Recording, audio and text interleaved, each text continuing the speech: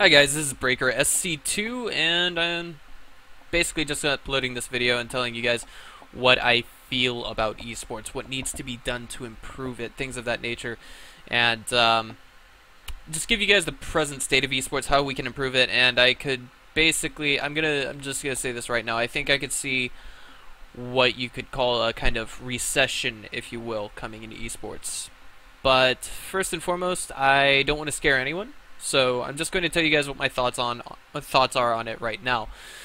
The biggest problem for esports right now is that we don't have the next stage in esports peripherals technology, if that makes sense. By that, what I mean is, I think esports basically really started picking up with the generation of the Xbox, the PS2, and so on and so forth. Fighting games, of course, it's probably had a much longer history in other countries than, say, just America. But in America, where I come from, it picked up mostly in the beginning with the Xbox, the PS2, and so on and so forth. I'll go ahead and just say this. My staple game of choice when I was 15 years old and got Xbox Live was Return to Castle Wolfenstein. It was a very fast-paced World War II science fiction game that ran on the Quake 3 engine, and it was, again, amazingly fast-paced.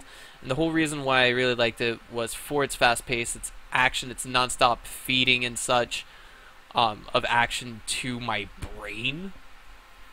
But after that, I would say that the biggest game that I played after that was Halo 2.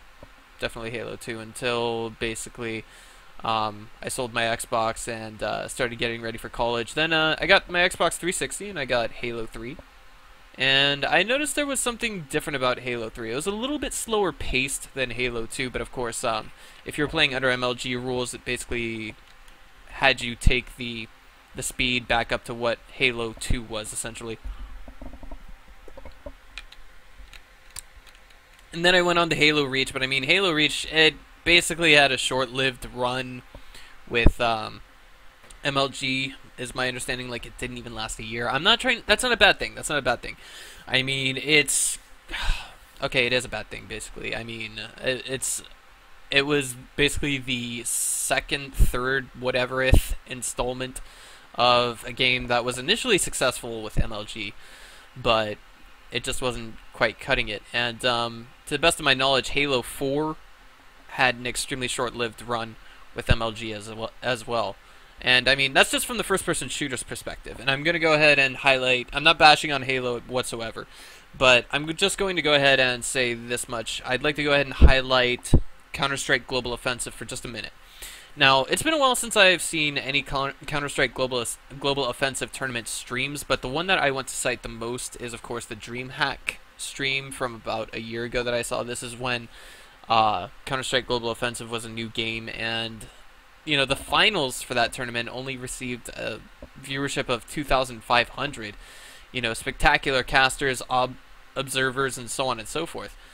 But if we follow the trend that Counter-Strike followed, there was CS 1.6, Source, and then finally Counter-Strike Global Offensive. There was, of course, a game in between called Condition Zero, but that one kind of, yeah, not a lot of people liked it. But 1.6 was extremely fast-paced. Source was kind of fast-paced. And Global Offensive was about the similar pace as Counter-Strike Source, but the biggest difference was that the way recoil worked and such when you were using different weapons just changed immensely. And basically the main difference between Source and Global Offensive is maybe to some extent the graphics as well as the weapons. Now, this is not a bad thing by any means. I want to go ahead and now switch the topic to peripherals, if you will. What we're using to play games with. The Xbox controller, the PS2 controller, the PS3 controller, and so on and so forth. They all followed a trend that started, I want to say, arguably, with the Super Nintendo controller. They had 4 buttons that were all kind of diamond-shaped, and even the N64 had this to some extent, but we've been using this same peripheral to play, you know, these Xbox games, these PS2 games, and so on and so forth, since as early as 1999 with the PlayStation. Or, no, wait, that was the PS2. Like, the 1990s with the PlayStation. It's now 2013. And so we've been using this for almost 20 years now. that in and of itself is not a bad thing. But I mean, you're very limited to what you can do with that. So I want to emphasize here that the next big step in esports and getting games mainstream and making them extremely popular would be maybe getting a new kind of peripheral. I'm not talking like, something a little bit like the Nintendo Wii's controller, but I mean something that encompasses a significant part of your body and requires much more action from the user's part to make something happen, if that makes sense to you guys.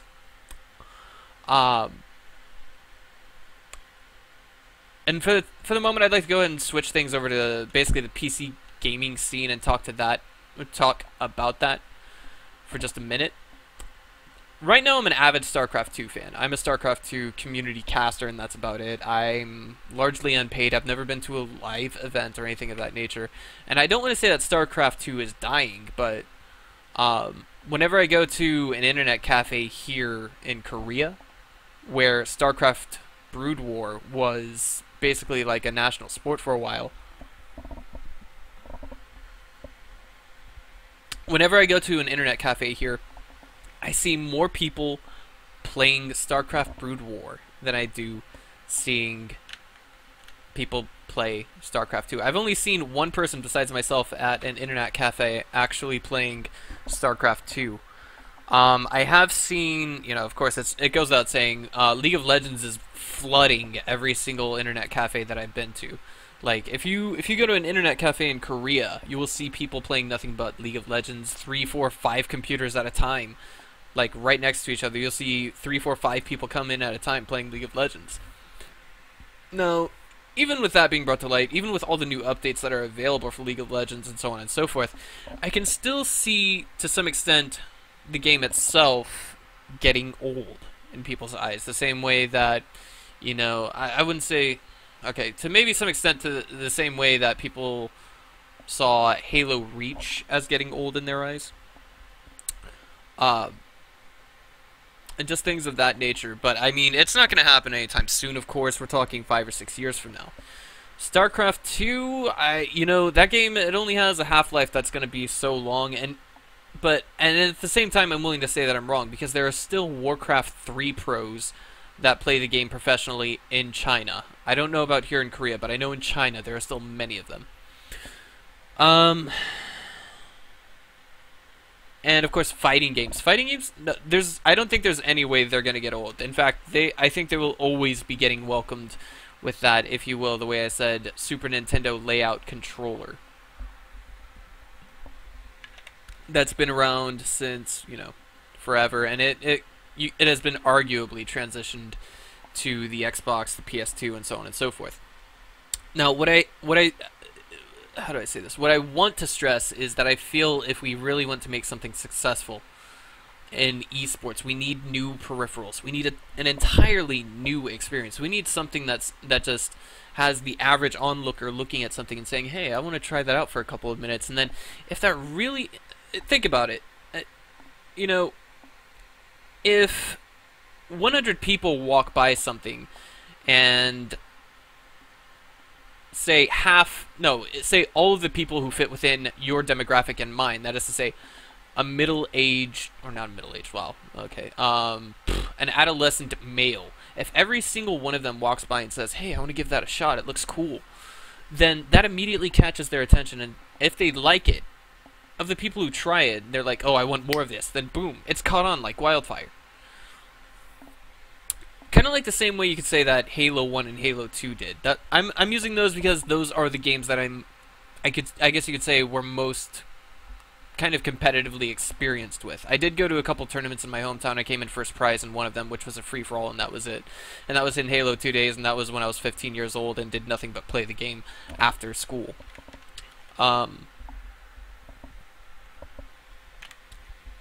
StarCraft, I don't, oh, jeez. I don't want to voice my opinions about it. I love the game, I really do. But I'll just leave it at that for now. I think there's a lot of room for improvement. I'm not saying this is doomed. I'm not saying that is doomed. And the thing about this recession is it's focused on this idea that you know, this recession in esports that I see coming, it's focused on the idea that, you know, this will get old eventually, or that'll get old eventually. I mean, how many times can you toss a ball at the wall and catch it before you finally get tired of it? I mean, I know it's not as simple as saying that with StarCraft or with Halo or anything else, but games are starting to now take a pace where we can tell, okay, well, this is going to happen. Like, running out of ammo for your DMR in Halo Reach, for example, and then trying to switch to your pistol just as your opponent is about to melee attack you and your shields are down. You're dead, right?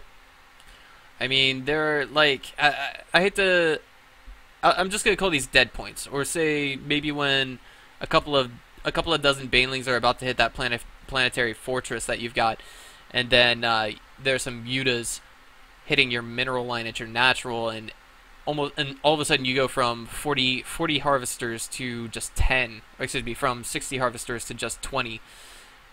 You know, it's kind of like, these are the dead points. You can just tell when a game is over now. I mean, and the thing is, what made Brood War so popular is, I guess you could say arguably there were no banelings, but there were infested Terrans. But there's a reason why people prefer that game to StarCraft 2. The thing is, I've never actually played Brood War, so I can't tell you guys this. So, I hope I've voiced my opinion. I really want to, and I hope I've got your attention as well. But I really feel that the way we hook an audience on games these days is no longer dependent on the game, because there are already, you know, maybe a dozen other games just like that one that's being advertised on television, like Call of Duty. And I mean, a lot of them are being milked. They really are. And this has been going on for a while. I could entirely be wrong, but this is just my own opinion. I feel that if we want the next big step in esports, our peripherals need to change. We need something new to use. We need something that's the next step. Something that could be done in 5 years or something that could be done in 50 years. But I guess that's just me voicing my opinion, and we are done for the day. If you guys liked what you saw here, I guess just go ahead and subscribe to my YouTube channel. Show your friends this video. Things of that nature. I'll see you guys next time.